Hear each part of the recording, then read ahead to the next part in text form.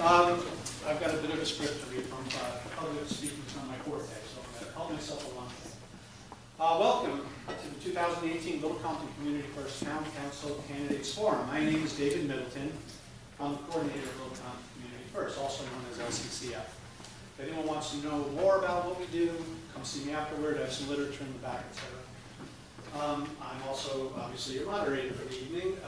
Glad to see that a lot of people are here, and very glad to have 9 of the 10 town council candidates with us here. Before we get started, just a couple things about format and some ground rules. The format first. The form's going to move as follows. Candidates are seated from left to right alphabetically. Each candidate, starting with Mr. Allen, moving through Ms. Ryan, will be given up to 60 seconds for a brief opening statement. Introduce themselves, tell us a little bit about themselves, why they're running the town council, etc. After the opening statements, we're going to move to the question and answer part of the forum. As you can see on the back of your program page, we've gathered 5 questions from the community. 2 of those questions came from the Little Compton Republican Town Committee. 2 of those questions came from the Little Compton Democratic Town Committee. And 1 question was drawn at random from submissions that I received from the LCCF membership. The questions are not marked and they're not listed in any particular order. You can kind of guess which ones you think came from whom. Each candidate during the Q&A part will be given up to 90 seconds to answer each of these 5 questions. The name of the first candidate to answer these questions is going to be drawn from a cup that I have down here, just at random. And then we're going to move through each of the remaining candidates, moving from left to right or from their right to left. After the Q&A portion of the forum, each candidate will be given another 60 seconds for a closing statement. Then afterward, we hope everyone will kind of stick around, talk to the candidates, enjoy some refreshments with us. Quick ground rules. First, everyone please silence your cell phones. Make sure everything's turned off, you guys as well. For the audience, we respectfully ask that there be no interaction between the audience and the candidates. We're here just to listen to what they have to say. Please remain silent if you can through the end. For the candidates, again, we respectfully ask that there be no interaction between yourselves. Since we don't have microphones, speak as loudly as you can. We try to set it up and just come together. And then finally, we ask that all the candidates remain respectful, civil during the course of the forum. Okay? Now, everyone, let's all please welcome the candidates.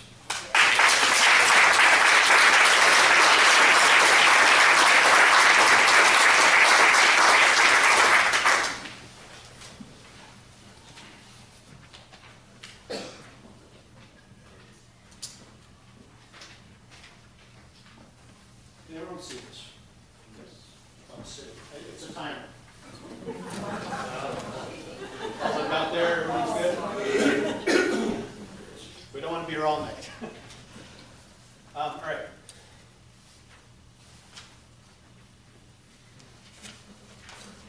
So now opening statements. We're going to start with Mr. Allen and then move to his left. 60 seconds when you're ready. Okay, really fast. No, my name's Jeremy Allen. I'm running for town council, and I'm back. 2 years ago, I ran for town council, and I am looking for your vote. We have a great slate of Democratic candidates running, a full slate this time, not just 3 gentlemen, but 5 overqualified candidates. In the last 2 years, really there hasn't been much of any kind of change or action on the town council, so rather than regurgitate everything I said last time, I want to look forward and to what we can do as Democrats on the town council. And the big change this year, again, is that we have a full slate of 5 people, good people, nice people, and we look forward to working with you in the town of Little Compton. And this timer is horrible. Anyways, we'll talk more in a minute. Mr. Anderson. Okay. My name is Larry Anderson. I want to thank the Little Compton Community First and David Middleton for organizing this. Thank you all for coming.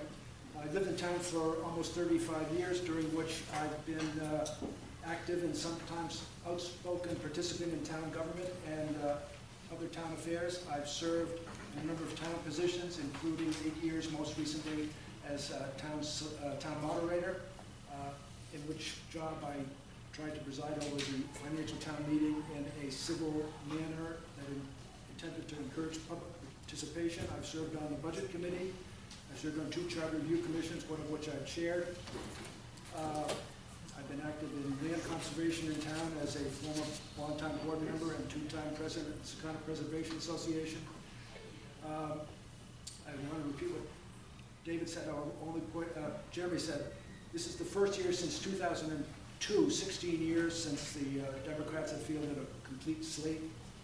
Over that time, there have only been 6 candidates in the last 7 elections. So Okay, time's up, Mr. the council members. So, thanks. We'll be back. Thank you, David, and thank you, Little Compton community. First, I was willing to trade some time with Larry because he has a lot to say. I'd say I'm the least known person here, probably. This is the first time I've ever run for any elected office, including high school and thereafter. I have the time now. I've reached a glorious age, and I feel like I can give something back to the community. My wife and I built a house here in 2006. I've been coming here since 1970, and actually probably a little earlier, and we just love it. And in my time living here, I've gone to several meetings, various committees, and noticed that at times it gets a little bit hostile and a little bit more aggressive than I think fellow citizens should be in a community, particularly of this size. So I've reached a stage where I've been an attorney for a long time. I've done some municipal work, and my time is up. Mr. Goldberg. Thank you all for coming. Thank the LCCF and everybody here tonight. I've said it before, I'm sure my wife's eyes are going to roll when I repeat this again, but my mom was born on a farm here in Little Compton, and my dad was stationed here during World War II and married the farmer's daughter. That's how my brother, sister, and I got here. So LC is in my blood. It's who I am. I've been here, feels like forever. My wife and I live on a family farm, on her family farm here in town, where we use organic farming practices, and all our animals have forever homes with us. And we've installed a 250 kilowatt solar facility. I mention all this because when it comes to Little Compton, I'm all in. It's a beautiful place to live, and if you can, work, and I'd like to keep working to keep it that way as a town councilor. Thank you. My name is Monica Hopton, and I'm glad to be here tonight, but as a woman, I feel my greatest challenge tonight will be answering any question in 60 to 90 seconds. But rules are rules. So I've been a resident of Little Compton for 17 years. We have 5 children and run 2 businesses. One's a home inspection business of my husband's that I assist in the administration, and we own a 14-room bed and breakfast in Providence. When we came to Little Compton, some people said it will be difficult to get in, as many folks have lived here all their lives and don't accept outsiders. I found that to be so far from the truth, although lifelong residents do have a special, unique relationship that I admire. The people I've met and interacted with have been wonderful. It's been a privilege to raise our children here, and although we still have 2 teenagers living at home, often our conversation stops after they ask me what's for dinner. So I felt it was time to give back to our community and run for public office. My name is Gary Mataronis, I'm a lifelong resident. I have 5 generations of family here. My grandfather moved here in 1910. My father went to JF Global School along with my brother and I, my children, and hopefully my grandchildren will go into Global School. As I said, I'm a commercial fisherman. Been on the council for 20 years. Before that, I was on Harbor Commission for 7 years, 5 of which I was the president of. And I'd like to see the town continue on the route it's going, a rural town. I'm not sure we can prevent it from growing, but one thing we have done is kept the taxes low. This council's kept the taxes low, so the people that live in this town can continue to live in this town, and their children can live in this town. I would respectfully ask you to vote on November 6th. Thank you, everyone, for coming out tonight. I'm Andrew Moore, and I'm running for Little Compton Town Council as a Democrat. Over the last last 3.5 years, had the pleasure to serve our community on the Little Compton Budget Committee, which assists with organizing the town's annual budget and presenting it at the financial town meeting. It's given me a great opportunity to study the expenses and income of our town and look in depth at different departments currently managed by the town council. Through my work personally as a Camden Finance Director and Development Officer, I know what it's like to manage a tight budget, and I've had the opportunity to work with leaders around the country who know how to run effective government efficiently and on a lean budget. I'm looking forward to sharing some of my ideas with you tonight, and I hope to bring my experience and a new voice to Town Hall and help us prepare Little Compton for the future while maintaining our close community and fiscal stability. Good evening, Bob Mushin. I am pleased to serve on the town council and have done so for 14 years. My role has been town council president.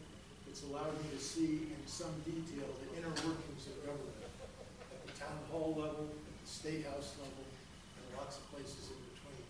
I receive almost daily by drive-bys at the door to my office input.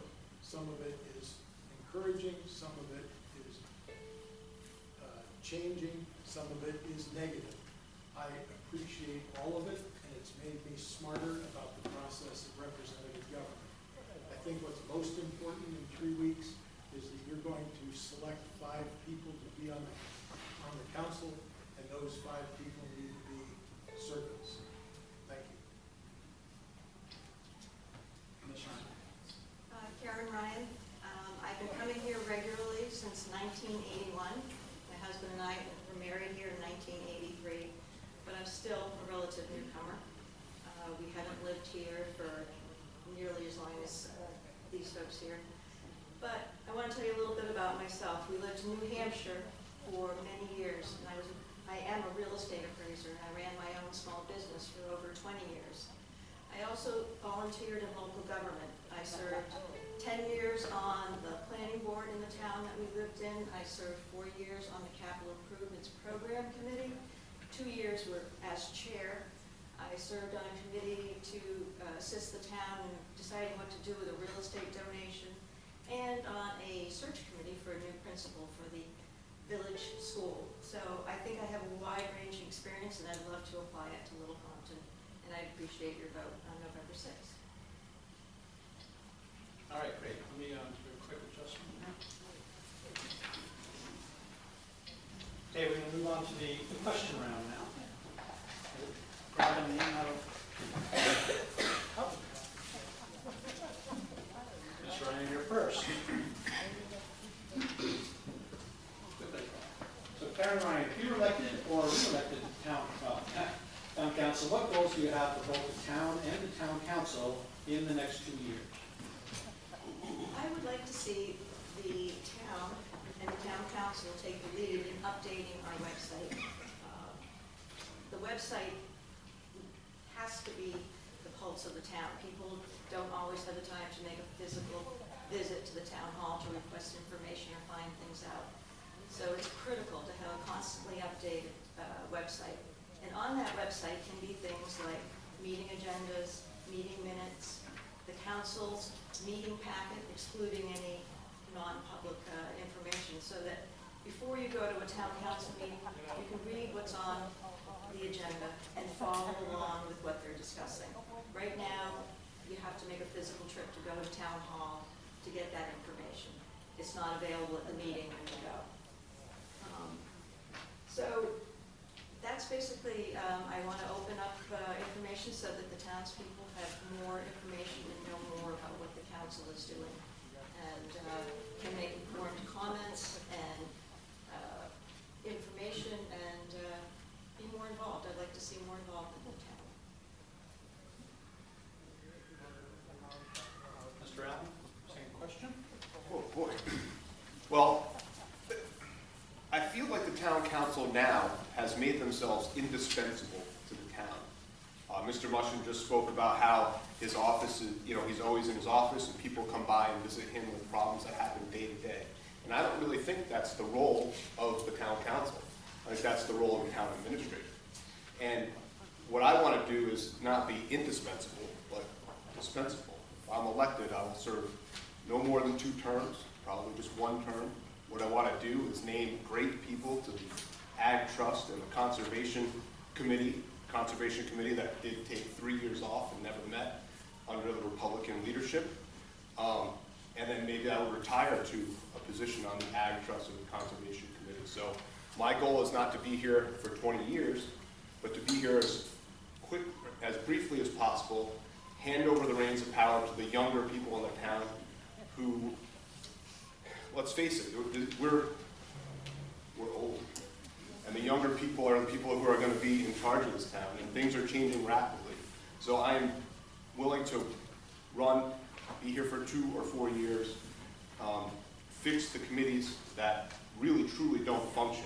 And they played hot potato for 3 years on important issues in this town, and that's what I want to do. Thank you. So my goal echoes Jeremy's. And a principal goal is to clarify the administrative structure and operations of town government.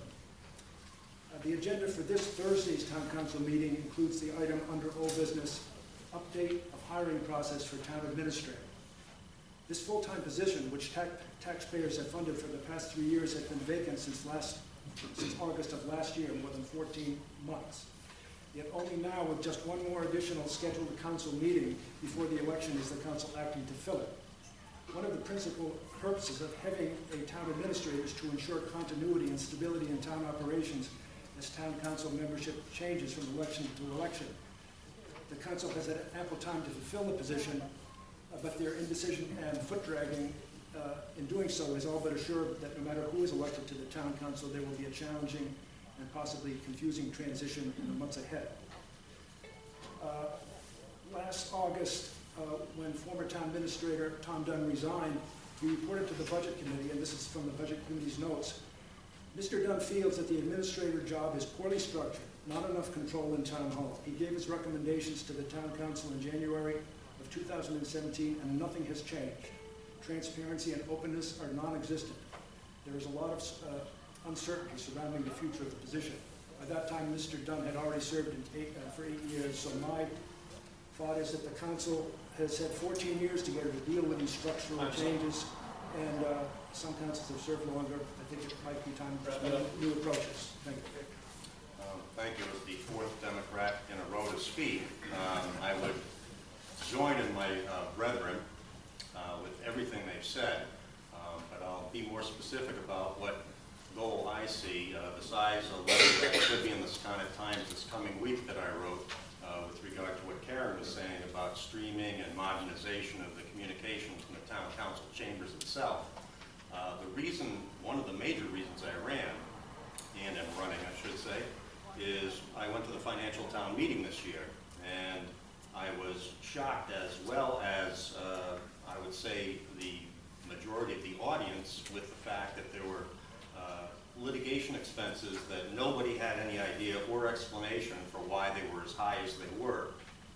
Now, we have a solicitor who's been in place for many, many years, and he and the council get along very well, which I can appreciate, but I cannot justify being at a financial town meeting with just the majority of the citizenry wondering, what are these lawsuits, and in particular, why is there one lawsuit identified in the budget paperwork that was passed out that named certain citizens who were involved in litigation with the town. Just one particular case, and there were 5 or 6 other cases pending, but just one couple of neighbors were named, and I found that to be incredibly unjust, and it would never happen again under our administration. Mr. Lopez, same question? Well, to me, it's to keep the town running as smoothly as it has been. I know there's been some talk about too long in the same place, but there's a lot that goes to said for experience and keeping things running smoothly. One of the things I'd like to do is petition the state to accept our residents who qualify for affordable housing but choose not to lock into their 30-year commitment on their property. That goes right against us. There's approximately 450 families in town that qualify for affordable housing, but they'd have to sign a note on their property locking it for 30 years, and they refuse. Some have been asked directly, some indirectly, which hurts us in our goal for affordable housing. We just have to get the state, and that's what I want to work with, to realize that what works in the city is not necessarily a good fit for Little Compton.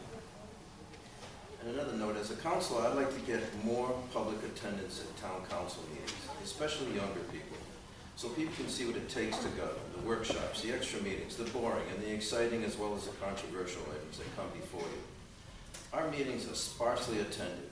Unless there's a controversy or this time of year as for an election, no one shows up, and we get the recording guy and maybe one other person. So I would like to see I'd like to see more participation at the council meetings of the whole public. Thank you.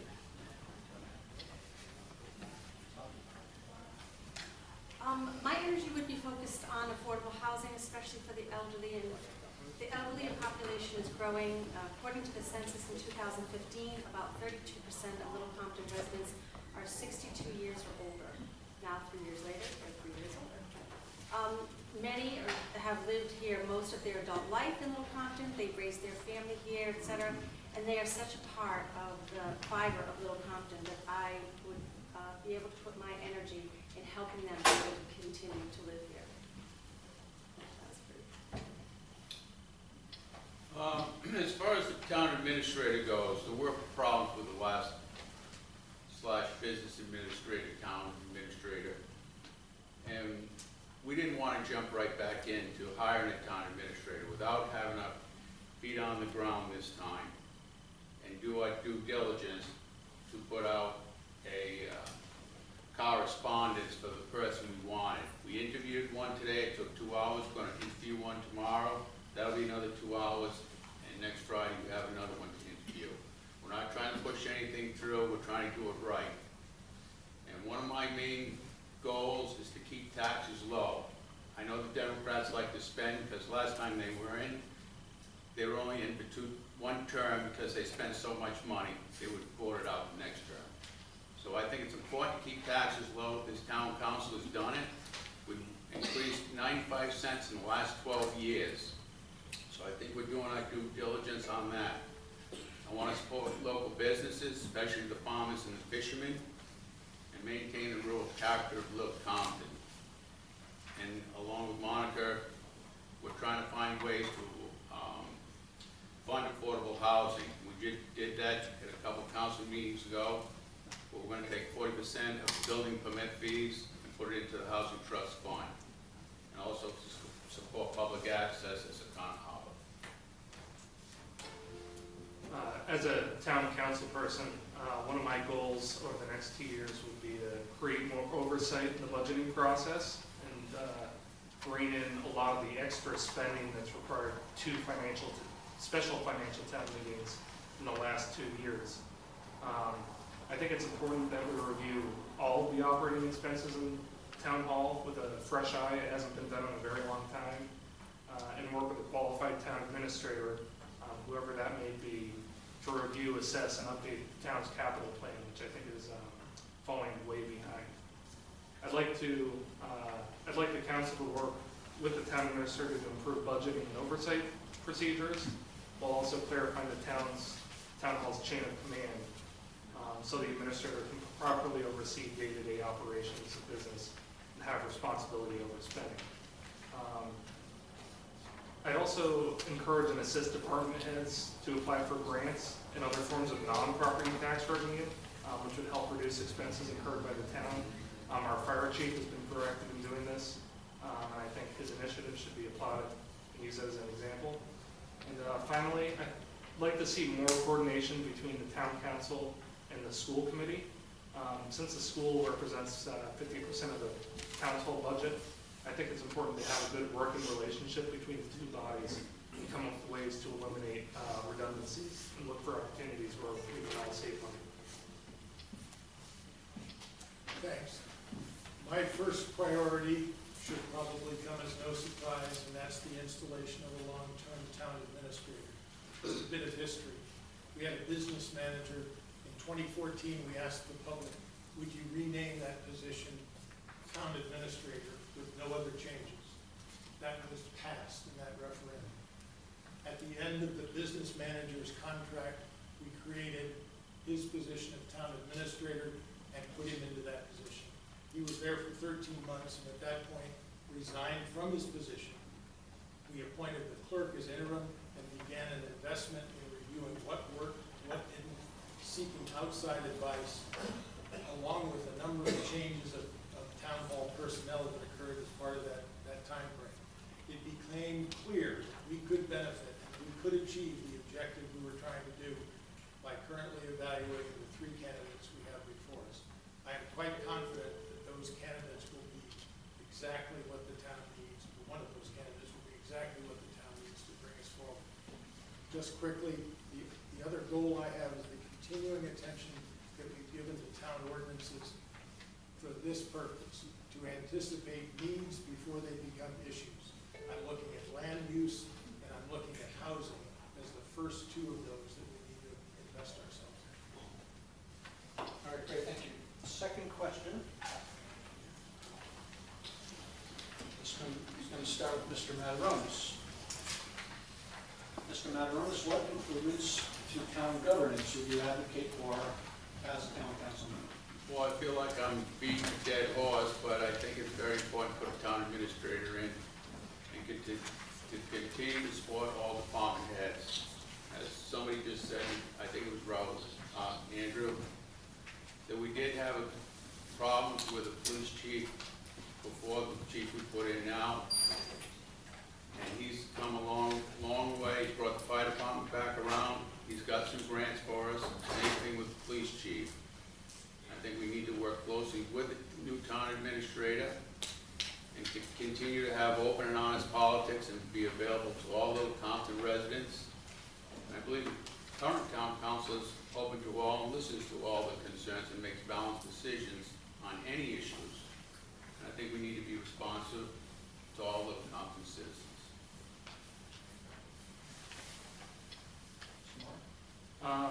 As a town council person, I'd like to improve the consistency on continuity in town hall. The first area that I think needs more consistency is the zoning and permitting process and the whole building process. There should be a clear pathway to meeting requirements for a permit, and a resident shouldn't feel like they have to be an insider or know someone in town hall just to have easy access to rules and regulations. I've had conversations with a lot of people around town who felt that their experience getting a permit took much longer than necessary and that they weren't treated fairly compared to their neighbors. And I think a lot of this had to do with the overturn or the turnover in the building inspector. I think we've had 3 new inspectors in the last few years. Many municipalities have their guidelines published online, and they're written clearly so people can understand them. No one should be nervous about submitting an application wondering if it'll be denied for an issue that they don't know exists. I think there should also be consistency in how the town collects taxes. I'm in favor of making the town treasurer position an appointed position, which is on the ballot this year. I think that would ensure that the town administrator would have oversight of collections and oversight of the town's budget as a whole. Thank you. I'd like to see an annual report that is developed at the same time as the budget committee report, so as to have a look back that says, this year we're asking, or next year we're asking for this much money for these various places, and here's what we've done in the year that's just been completed. I'd like to implement regular reports from our boards and commissions so that make it more apparent the work that those groups do and to hold them accountable to what it is that they've been charged with. I'd like to make a deliberate effort to achieve the goals that are laid out in the comp plan. We have now a comprehensive plan whose goals are based directly on entering arguments, and I'd like to make sure that those goals are followed, tracked, and achieved. And finally, I'd like the town administrator to be in place so that the council focuses on policy and planning, not on day-to-day operations. Thank you. You're going to hear a lot about the town administrator tonight, I can tell. I am a strong believer in a town administrator. Running a town is a lot more complicated in 2018 than it was 75 or even 85. There are a lot more things that are involved. Finances are a lot more complex, and we need someone who can guide us through that. I agree that the council's role is not to run the town. We should have an administrator that various departments, or all the departments, report to, so that there's a clear chain of authority. And the council's role is also oversight. We need to just make sure everything's running smoothly and plan for the future. So basically, that's it. You know, if the councilors are expected to run the town, then the only people that can run the council are either retired people, self-employed, people who just don't work. That kind of rules out people who are employed or people with young children. We want to get everybody involved, and there's no reason why it can't be accessible to everybody. Well, when we're talking about governance, it's interesting that Mr. Musher and I agree about everything he just said, but he's been here for 12 years, and he hasn't filled this town administrator position for 2 years, okay? I don't live in that kind of world. We live in a world where we order something on Amazon, and it's here in 2 days, okay? We don't wait 2 years to hire a superintendent. We don't wait 2 years to hire a police chief or a fire chief. And when we start talking about taxes and how everyone's worried about taxes, when we're talking about governance, taxes are an issue, right? The Republicans have saved every citizen in this town $2 last year under the cap. You only can raise the taxes up to 4.1%. That's the law in the state. Okay, so you have $2 extra in your pocket today per citizen. Okay, 1 year, 3 years ago, they saved you a whole $3 per citizen. They were $8,500 under the cap. Last year, they were $5,900 under the cap. Okay, it's not a huge savings. We're talking about taxes. And the last time we went over the cap, which is a 15% increase, I believe that Mr. Mataronis was on that committee, and it was Republican-led. Thank you. Mr. Anderson? I just have a couple of narrower goals, I guess. One involves paying attention to the maintenance of existing town infrastructure and planning for future infrastructure needs. It's a basic responsibility of the town council to be the steward of town roads, buildings, recreational facilities, and public spaces. The challenge is to do so within the means of taxpayers. That is, we need to maintain existing infrastructure, but be looking ahead to future needs. I would say this is another area where we're coming back to this, where the absence of a town administrator has created some problems. And the example I give is Wilbur Woods, which has suffered some natural challenges, but our greeting to people now is enter at your own risk. It needs attention, and it has been neglected. And so that's a specific thing that I'd work on, I think, to get Wilbur Woods improved. A couple of other things briefly. One is, as has been mentioned, I would like to use available, modern, economical technology to improve some of the ways of getting access to citizens, which would help with our suggestion of trying to get more people to meetings. And I also want to support, find ways, technical, administrative, to support volunteer members of boards and commissions. I've served on many. They need support in terms of a variety of things. We can do more to help them to generate support, involvement of people in town government itself. Well, as the fifth Democrat to speak to this question, I'm happy to beat all the dead horses that came before me. We've all discussed these issues, and they are the primary issues that we're concerned with. How can I contribute? Having never served in any government position before, it would generally be through my legal training. I know that the issues with the Stone House and with the Vineyard, which are ongoing, require some legal aptitude to understand and communicate between the various town committees and people so that things don't slide by, like the zoning issue and certain zoning decisions, in part made by this present town council, somewhat unofficially and in my view almost illegally, that have created a very significant problem for this town that's cost this town we taxpayers a tremendous amount of money. And as far as fiscal responsibility, everybody running as a Democrat here is a fiscally responsible person. The luxury we have in this town is that we have many non-residents during the majority of the year who pay the majority of our taxes. And that is very fortunate for us. But we have to keep an eye on things as well as we can, and I think we can do it. Yeah, one of my things is, I'd like to do, like, as we did for the tax assessor and moving forward with the treasurer, making their positions full-time hires versus elected, I'd eventually like to do that with the town clerk as well, if we could. Because we don't know if we can get lucky enough to get someone as good as the current town clerk elected to that position without having them have a long learning curve. So I'd like to get that all, and that would all curtail and dovetail into the town administrator, which we're appointing. The town administrator would then have control over all the resources of the town, all the different boards. And in that same vein, I'd like to set up a human resource position to help solve disputes before they become grievances, and also deal with new hires with the town administrator. This particular position, it could be in-house or it could be contracted out on an as-needed basis. Thank you. I've also, the gentleman next to me here, he's not running for anything. I think there's always room for improvement in any entity. I do feel like we do have a healthy situation in this town. People love this town. We have, I think we have a very responsible council.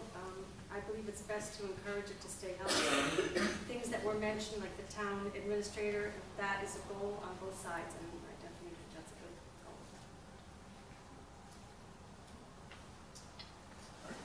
Moving on, question 3. This time we will start again with you, Monica. Ms. Hopkins, name and explain 3 personal attributes you consider most important as town council. Okay, personal attribute. I think the ability to really listen to people's concern. In my business, I have to do that. I have to listen to my employees, the concerns that they have. I have to listen to, if any guests have problems, we have to listen to that and correct the problems and deal with that. So my ability to really listen to people, I think sometimes we've kind of lost listening. We live in such a microwave world that I think that actually listening to what people are saying is important, and I feel like I'm able to do that. Also, my ability to see the big picture. Sometimes we get caught up with what color pen to use on a document, and I think that that's just not, to be able to see the big picture is just something that I've always done. How is it going overall? All the little tiny snippets. I don't really spend a lot of time with that. And also, I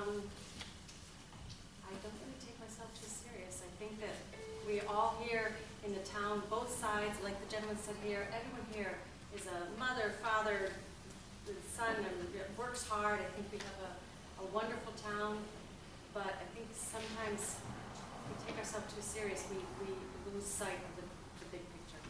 And The first attribute I think all of us should have, I'm not sure all of us do have, but it's common sense. We need to make good choices, and we have to put a lot of thought and deliberation before we make decisions. The second one is loyalty to this town. I've stated it before that I've had 5 generations of family in this town. I'm very loyal to this town. This town's been good to me. I'm loyal to its inhabitants and its citizens, and I always put their best interests first. Third is business sense. I've owned 2 successful businesses since 1980. I'm very good fiscally with my businesses, and that's the way I run the town. Has anybody seen me when it comes up when we need to hire another person? I'm always against it because they say it's only $50,000 to hire that person, but it's not. It's $50,000 plus another $30,000 for health insurance, plus another $10,000 for his retirement account. And I try to put my ethics above everything else. And I think the attribute that I have, and some people I guess disagree with it, it's nothing like experience. In being on council for 20 years, I think I have that. Thank you. One of the most important attributes a town council person should have is the ability to listen. Little Compton has a small population, but so many of our residents have great ideas on how we can tackle issues facing our town. Our meetings should be an opportunity for the town council to listen and then respond, taking into consideration the concerns and ideas of the people. No more silent majorities, as some of our council people have suggested. Those who have an issue shouldn't feel they need to sit on the sidelines. The Democrats will be respectful, we'll be open, and most importantly, we will listen to everyone. Critical thinking is also another important trait for a town council person.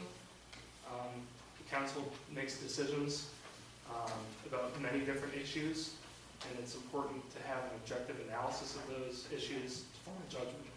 Decisions should be made with a clear path, clear and open path, and it's important that the council be open-minded and stay informed by the people of this town. And finally, I think a town council person should be resilient. We live in a changing world, and our town isn't removed from that reality. We should be open to new ideas that will improve Little Compton.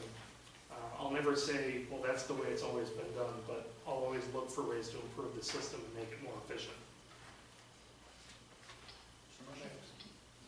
The first and foremost attribute that I think a town councilor needs is integrity. I believe that is where the essence of service begins. I believe that integrity is captured by a long ago oceanographer of the Navy who said this: where principle is involved, be deaf to expediency.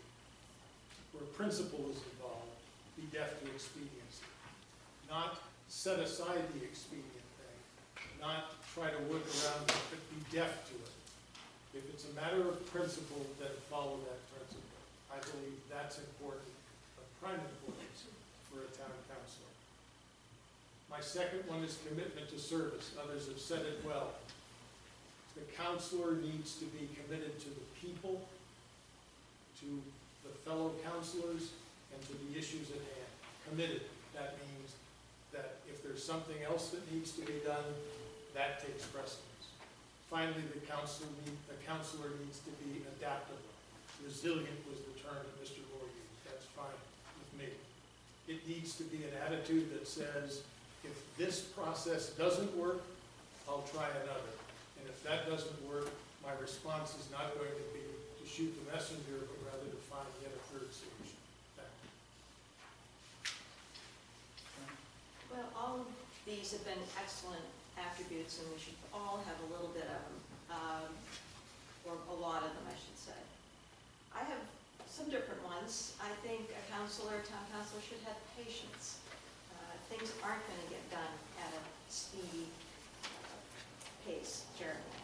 And you have to be able to sit back, look at all the consequences, and think through the process before you make a decision.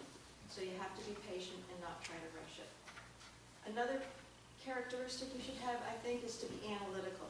You need to look at all the facts of the situation and then work together as a group, whoever the 5 councilors are, for the solution. But you need to be able to work through the problem first. And the last one, I think, is you need to be open-minded. You have to be open to other people's opinions, comments, not take it personally. And sometimes you have to realize that the best solution may not be your solution, it may be somebody else's solution, and you have to go with that.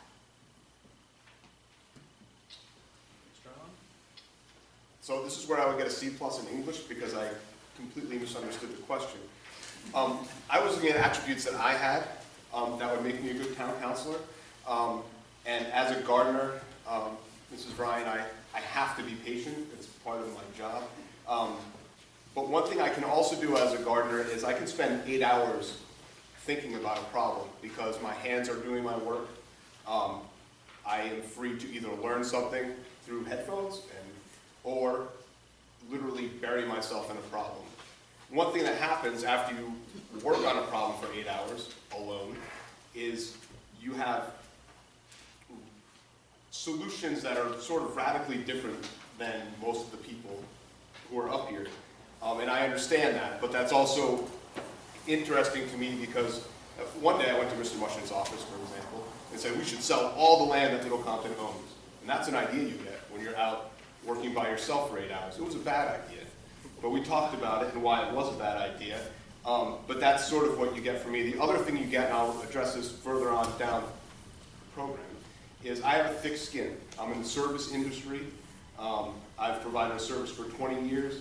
I'm not, and that service requires you to have a thick skin, to take criticism, and to be wrong. And that's, those are my 3 attributes. There you go. Well, my attributes won't sound original after having heard everyone else speak, but I'm going to mention them anyway. I'll take them in this order. Gary mentioned common sense. Whenever I say that, though, I'm always mindful of the saying that I think goes like this: if there really is such a thing as common sense, everyone would have it. In the context of serving on the town council, though, I think there is a point to take into consideration, and that is that my observation, I've watched and been involved in different town matters for a long time, and we're here as Republicans and Democrats, but most issues that come before the town require just a practical, pragmatic approach that really shouldn't have, and really usually doesn't have much to do with political philosophy or partisan perspective. So I think that in a job like the town council, common sense is a meaningful standard because you're trying to solve problems. The other is patience. That's been mentioned, and that involves thinking that although we want to do work in a business-like manner, government is not exactly a business. It requires measures sometimes other than simply the same measures that are used in business. And finally, other people have said, I'll just say it again, it's the ability to listen to your fellow council members, the people, and others. So. Well, I think as Mary just mentioned, everyone here has pointed out the superlatives that you'd like to find in anyone who runs for town council. And I like to think that I possess ethics, and I have integrity, and I'm fiscally responsible. I know the value of a dollar. All of those things are important. And common sense is really what holds us all together. We all have to look at what we're trying to accomplish as a town and use our collective best interest as the guideline for what we're going to accomplish. So, I like to think I'm a common sense person. Maybe sometimes it's been proven otherwise, but I can assure you that when I'm working with the gentleman that I believe we have, and the young lady that we have as a slate, we will guarantee the town that decisions will be made on a very patient, responsible, ethical basis, with no self-interest involved, just the interest of the town itself. Mr. Goldberg. Well, first one I have is honesty. Being able to say what you have to say, and don't, even if you don't know the answer, at least say, hey, I'm being honest with you, I don't know the answer, I'll go find it and I'll help you out. That to me is the key thing in any council, because you get approached and people want to, hey, what's this, what's that? And if you don't know the answer and you make something up, then you're basically lying. So honesty is my number one. Voting. The votes, I've taken votes over the years in the council in an unbiased manner. And when I say that, I mean, I've voted for stuff that I thought was the best for the town and the majority. I didn't particularly like it, but I didn't use my bias as a reason not to vote what's the best for the town. So keeping myself out of the mix and looking at it from that standpoint. And then finally, listening. I think that one's been hit on by a lot of people already. Listening to people's concerns and not judging, and looking into whether or not it's feasible to take action on what they've suggested you can do or not do. Thank you. All right, next question.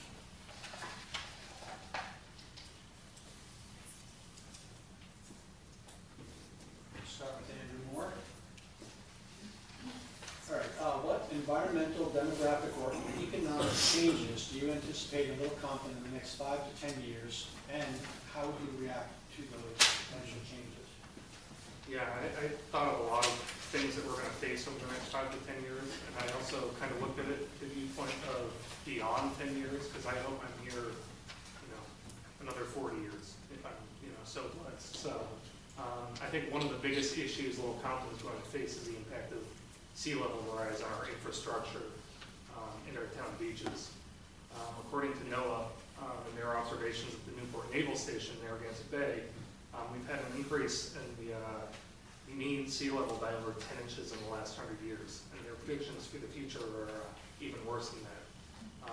If you go down to the harbor and walk around, you'll see that the wall supporting Secana Point Road is getting washed away and it's eroding. If we want to ensure access to Secana Point, as the sea continues to rise, we'll have to work with our state and federal leaders to secure funding to fortify our existing roads and engineering them to meet future environmental impacts. South Shore Beach gets battered every winter by storms, and the following spring our town does what they can to repair the abuse.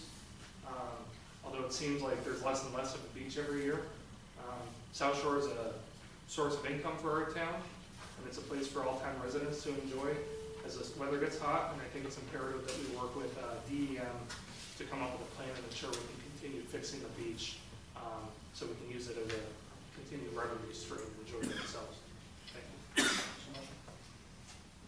I would suggest that we need to be proactive, not reactive, whenever possible. The issue of sea level rising is a perfect example. I agree with what Mr. Moore has said. I think we need to use building codes, and we need to leverage our significant CRMC representation. We have 2 seats on the Coastal Resources Management Council that we can use for data and ideas and methods to address what is certainly going to be an issue that we face perhaps long before others. Another area of concern is the aging of the population, housing, mobility, access. How do those people who are getting older be able to live in a place that is not constrained in that regard? A few years ago, a group of us got together and gave advice to the builder of the 6 units on Willow Avenue as to how it might work so as to be a multi-purpose solution, and that was very effective. That tripled our number of affordable houses. The other thing I think we need to recognize is the change in home buying in this town. There are lots of folks who are now purchasing second homes here. Those second homes are becoming rented.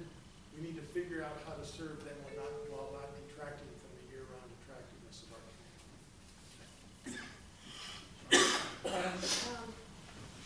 I agree. One issue that's been on my mind a lot personally is the aging of the population. As Mr. Mushin and Ms. Hopton pointed out, the population of Little Compton is getting older. The median age is over 50 now. It's been on my mind because my 96-year-old father has recently been forced into assisted living because a tree went through his house with Hurricane Florence down in North Carolina. So it's hard. We need to figure out how to allow people to age in their homes safely. We need to figure out how that's going to impact our services and what services we're going to need that we don't offer now. There's really no alternative. You can either help people age safely in their homes or they have to leave pretty much in Little Compton. There's no place else for them to go. So let's try to make it as easy for them to stay in their homes for as long as possible. Thank you. Okay, so since I moved to Little Compton in whatever it was, 1995 or so, the ocean has actually risen 3 inches. And Andrew talked about that effect on the coast, but one thing that I'm noticing in the woods and the gardens of Little Compton is that certain trees don't like this new environment. It's warmer later into the season. It snows more in March than it does in December. And one of the great things that this town council has done is they've hired excellent tree wardens throughout the years. And I want to work with the tree wardens to as our trees are dying, like now our swamp maples are dying, the sycamore maples that don't belong here are dying. I was here early enough to remember when there were black pines and pitch pines in Little Compton, and also have seen the loss of the elm and now the resurgence of the elm, which is something I work on every day. But working with the tree warden to get to actually preserve the megaflora of our town and maybe introduce species that are more adapted to the climate that we exist in today. That's all. Thank you. Anderson? So one of the challenges I see ahead for the town is that of retaining a degree of local control over our destiny while cooperating realistically and constructively with other communities, the state, and the federal government. We're experiencing this now. We can expect more pressure from state and federal governments to assume more decision-making control over the town's land and natural resources. Things like siting of energy generating facilities, solar installations, pipelines, power lines, roads, onshore terminal for wind power arrays, other forms of infrastructure. This is just a challenge we're going to have, is to, there will be pressure on what we have, and it will come from the outside, and we just have to try to be prepared for it. In other respects, I think that that the town's agricultural tradition, although agriculture doesn't play the same role as it did a century or more ago, let's say, it's possible that the quantity and quality of our farmable land here, a significant portion of which is subject to permanent conservation restrictions or theoretically permanent conservation restrictions, may prove more valuable in the future than we can even imagine now. So in the same vein, to protect that resource, we and successive generations will have to be vigilant about resisting pressures to dilute those conservation measures. And, Mr. Coleman? Thank you. Larry pretty much stole my thunder. I was going to comment on solar and wind power, which I think is going to become an increasingly significant pressure on our town and this region in general. And it's going to require some, I know Larry can handle most everything when it comes to going through regulations and other types of written materials concerning those power, but my training and experience as an attorney will be helpful, and I think that's something that needs to be available to the town council on a regular basis rather than paying a separate solicitor significant monies to take a look at regulations. We can short circuit a lot of that expense just by common sense and working together as a diversified town council with a lot of different talents. As far as conservation and farmland, you know, I'd like to see that enforced more properly.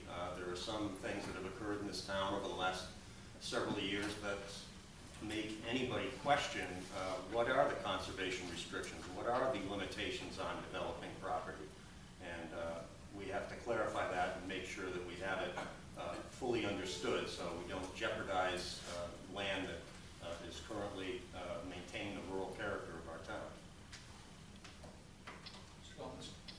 Well, first on the environmental side, I mean, pesticides, wastewater, storm damage, shoreline erosion, I mean, we need to go through all our current regulations for ways to help people deal with these problems. The town and the state regulations can be a myriad of things to try and walk through to figure out what you can do and can't do anything. Also, I want to emphasize, whatever we do, we want to not restrict people from doing what they can do in their property by right. I don't want onerous rules and regulations that are on top of us that say, okay, you can't do this. Oh, before you even cut that flower, you've got to contact this certain organization. There's got to be some way for people to have the flexibility on their own land. And as far as the demographic and economic side, having the largest senior population by percentage in Rhode Island, in the next 5 to 10 years, there'll be a continued reliance on social and emergency services and a flux in housing needs. It's just ongoing. A close look now at how we can continue this excellent service we've provided up to today, and we are still supplying, and learn from it, and how we can engage the Housing Trust to find creative ways to work towards a realistic, affordable housing goal. And also on the economic side, when the economy is up as it is now, it's time to take prudent action towards these goals without straining the budget or passing the burden on to our children or grandchildren. Okay, solar panels, they're coming in. I can see a lot of positive things on that, but aesthetically, would we want to see fields of solar panels? I don't know. The casino is here. I know a couple of years ago, Jeremy Allen talked about it at this forum, about the projection of the casino, and I did think that, that he was saying something about them bringing busloads of people. I can see that being a problem, but the casino is here. I wouldn't really be for it. I don't really make a casino part of my own entertainment personally. I know folks enjoy it, but I just think more comes, it's already done, it's here. So I don't know, projecting 10 years from now, will that continue to be a problem, and how can we fight that? I don't know. Of the Boston Fall River Rail Line, it's planned for 2022. Will it make Little Compton a bedroom community for Boston? Is that good or bad? I think in some ways it already is now. There are folks that do work in Boston and live here. So those are things that I want to look at and see how we can continue to preserve what we all love here in Little Compton. Well, I must say it's tough to go last because everything you have written down has already been said, so. Obviously, living in Secana Point, climate change is a big concern of mine. I have land that's, hopefully, I've been told it's going to be underwater in 50 years. I hope that's not going to be the case. But I think one thing we have to do is protect our groundwater and our watersheds. I think that's very important. We all work on our wells. I think the town needs to continue the 2-acre minimum so we can protect our groundwater. And I also think there's a lot of people, as somebody spoke, coming in and having second houses, and what they're doing is tearing down the houses that are there and putting rehab houses there. So I think we have to have proper on-site wastewater treatment systems. And also, with the elderly population, I do think keeping taxes is very pertinent for those people. They need to stay in their houses. The way they can do it is to keep taxes low. Thank you. One other thing I'd like to say, since I got 18 seconds left.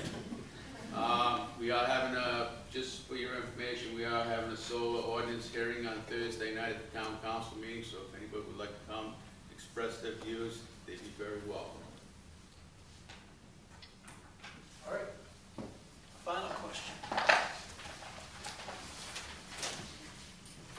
This one goes to Jeremy Allen. If elected to the town council, how will you work to improve the council's relationship with the public and to promote civility and transparency with all issues facing the council in the future? Okay, I'm going to try very hard to not be offensive to the current members of the town council. But one thing, is a lot of the reason people don't go to the meetings is they're afraid they're going to get yelled at. Okay? And if I'm elected, I will not yell at you unless I've asked you 10 times to put the trash out, including my son. So having a thick skin, someone who has been fired and rehired and had to fire people and rehire people, these are difficult things to do, and you have to have a thick skin. You have to be able to take criticism. I'm someone who gets criticized all the time because I don't control the weather. I don't control what lawnmower guys do to gardens. I don't control trees falling down, but I try to. So again, being able to take criticism is something that I have to do every day as part of my job when I talk to human beings. Okay, thank you. Mr. Anderson? Okay. As anyone who has worked with me on a town board or in other organizations knows, I am focused on and sometimes a pain in the neck about procedure. But I sincerely believe that decision-making and policy-making by means of well-understood rules and procedures, which are practiced and pursued fairly consistently and transparently, and are based on good information, will produce better outcomes for the public. Outcomes that can be more durable, that have genuine public support, and we hope can prove to be cost-effective. In important ways, I know this sounds sort of idealistic, but I believe it, in important ways, process is the substance of democratic, citizens-based self-government. I think my own experience in town demonstrates a commitment to such fair and open procedures. Whether through my 8 years as town moderator, presiding over financial town meeting, as a longtime participant in the development and amendment of our home rule charter, or my efforts working with other volunteers on the board and as president of this Preservation Association to help revitalize that organization. I think that the skills and the relationships and experience I have developed through these efforts over the years are directly applicable to the responsibilities of serving on the Little Compton Town Council. Well, due to my complete absence of any experience working on a town council environment and knowing how people would respond to the way I'm trying to communicate and deal with them, I think I have to behave pretty much the way I do in my daily life. You know, going to work, being polite with people, respecting everybody you meet. It's the only way I know how to do things. And if we were fortunate enough to become the town council of 5 Democrats, it would be idiotic for me to think that I would not ask Bob Mushner, Paul Golombetsky, or Gary Mataronis a question that I think they could provide a very important answer to that would be helpful to us. We're all in this for the same purpose, to make the town the best it can be. I have to join Jeremy with a little criticism of the town. I do think there has been some concern by people, giving their opinion in public in the town council chambers, where the audio is terrible, where the comfort level is poor, the benches are painful. You just want to get out of there when you're in there, and you oftentimes can't hear what the town council members are saying among themselves. It's very, very frustrating, and I understand that. So I would work very hard to make that a more inviting location, and I would just be the way you would want to be treated is the way I would treat everybody that comes before me. Comes before me. Mr. Golombetsky? Well, I haven't been on the council for years and seen the different issues that come before us and how we handle them. I would build on those experiences and learning as I go along like I have been, and that's what I have been doing. Sometimes governing is a messy process, and that's not a bad thing, but it can get perceived as arrogance or being rude. I hope we can keep the respect of those who disagree with us as I respect them, and we can all work for the good of Little Compton. There's no reason why we can't be on different sides of an issue but still pull on the rope to help get the boat ashore. And I hope the citizens of Little Compton have appreciated the stability we have governed with and will allow us to continue to do so. Thank you. I don't really feel the council has a poor relationship with the public. I think that the council has been very receptive and responsible, and it lets people in Little Compton be quiet as can be, and there's not a lot of drama. I don't think that that's true in many other cities and towns in Rhode Island. And so that's something I really have appreciated about the town council that has been serving. I also would have to change the second part of the question to continued civility. I don't find that there's a lack of civility with the people that have been on the council. Anytime I've ever approached them with anything concern I have, they've always been very civil, and I've heard that with other people in town, but it's, I feel that civility is an issue as well. Transparency, I think that personally, I feel the open meetings twice monthly, except for the executive sessions, are designed for the council to discuss more sensitive topics, although all votes to make any change has to be done publicly, so I don't really see this as a big issue. I I have to agree with Monica. I don't see that this council has been uncivil to anybody when we've been asked questions. We tried to answer the questions. I know personally, I try to answer the questions to the best of my knowledge when I'm on council, or when I'm asked by any citizens.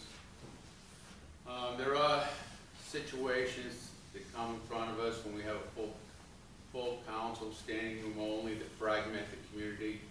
And I think civility goes two ways. Transparency goes two ways.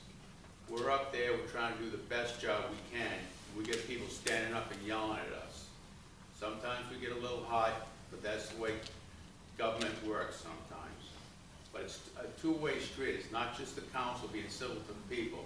The people have to be civil to the town council also to get things done. That's the only way things get done. One person yelling at another person, on the other side of the room yelling at another person, and we're trying to control what goes on. And I learned over the years, you're not going to make everybody happy, but you try to do the best you can, you try to make a good decision, and in the end it works out. Thank you.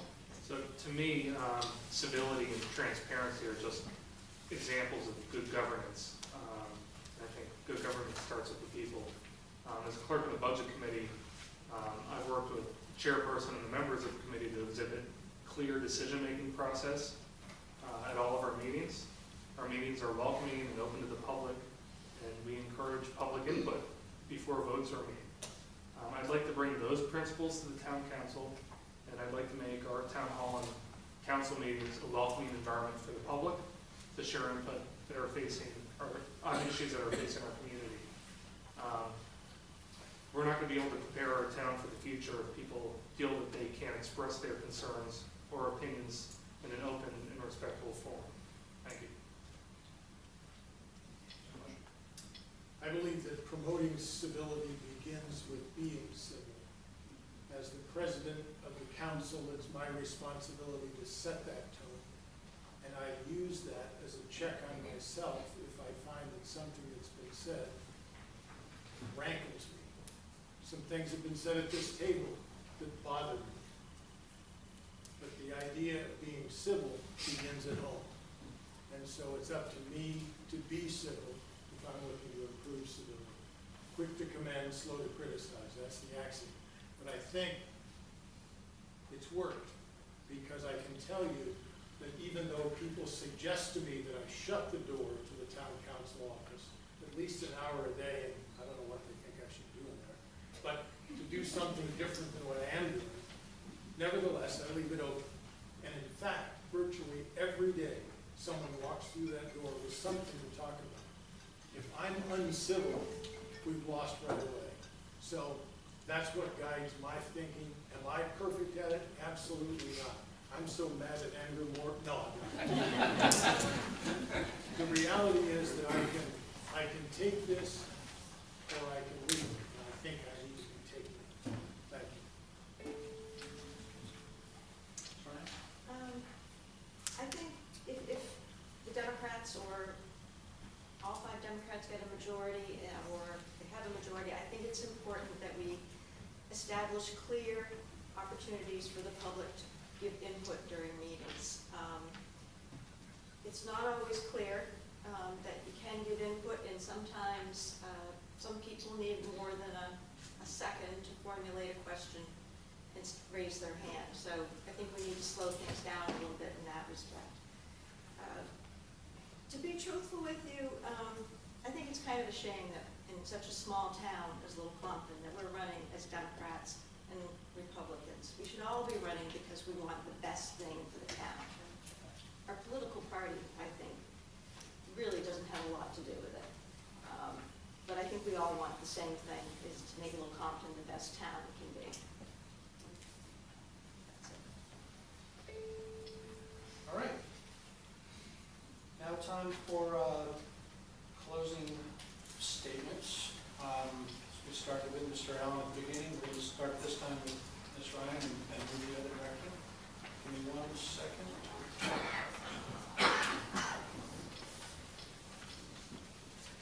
Now back to 60 seconds each, okay? Okay. thank you, Mr. Middleton, for holding this. Thank you all for coming tonight. I just wanted to make sure that people understand that nobody wants to make change just for the sake of making change. The change isn't necessarily a bad thing. Sometimes it actually improves things and makes things better. I don't have long experience in this town, but I have a lot of experience in small town government. And I believe that a fresh look at the issues facing this town would be helpful. I don't have any predisposition that it's got to be done this way or it's always been done that way, so that's the way it's got to be done.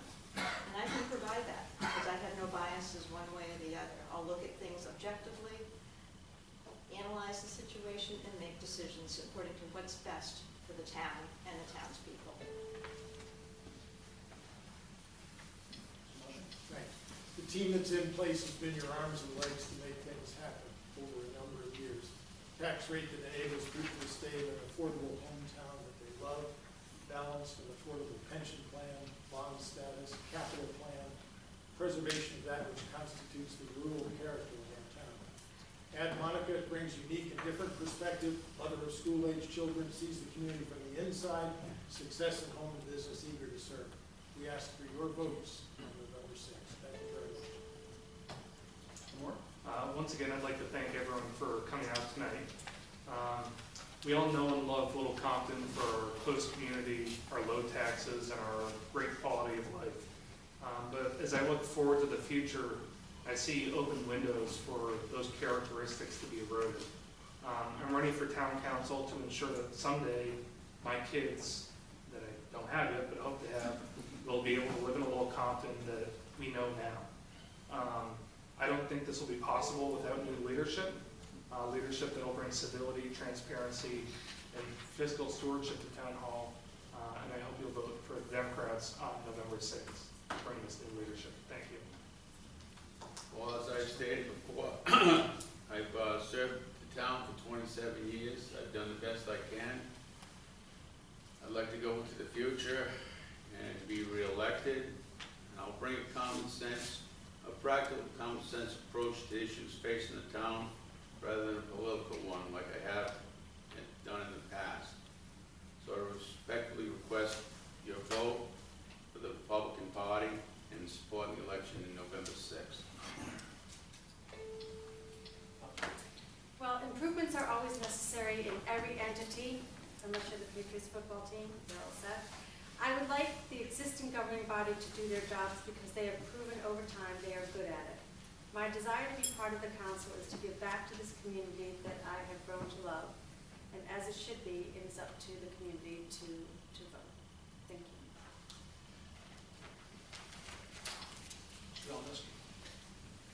you. In my opening statement, I talked about Nancy's and my farming practices and the solar facility.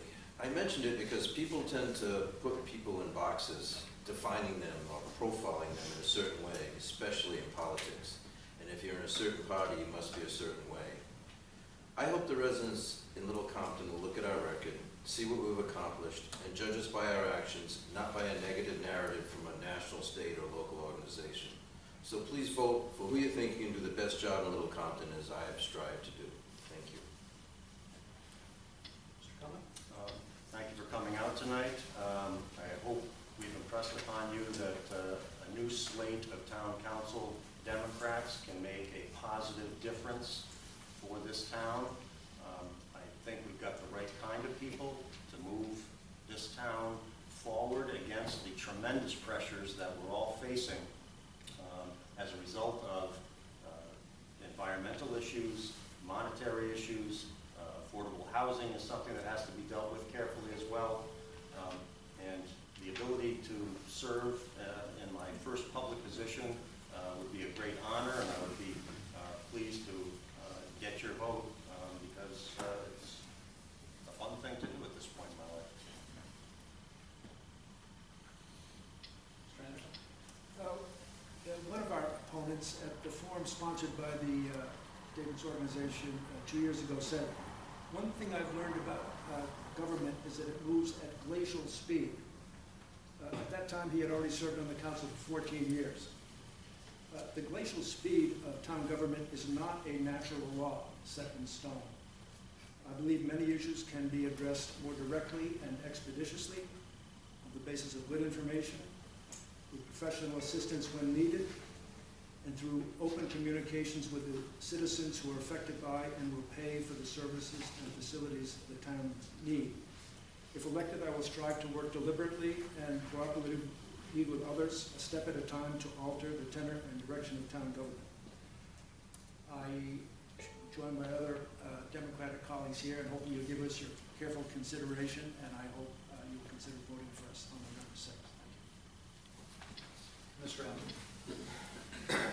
Firstly, in regards to experience, if you watched the video of the last meeting, 450 bales of hay today.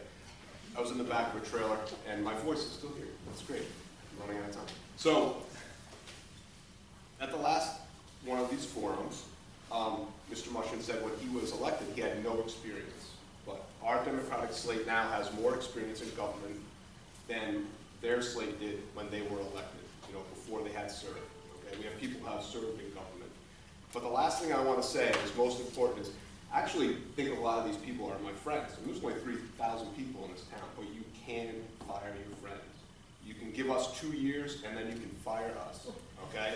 You can't fire your friends, and you will still be friends. I know when there's a plague and we're handing out medicine, Mr. Musher and I have trained in 2 different trainings to hand out medicine to this town. And I know no matter what happens in the election, we'll both be handing out medicine to you, need be. Thank you.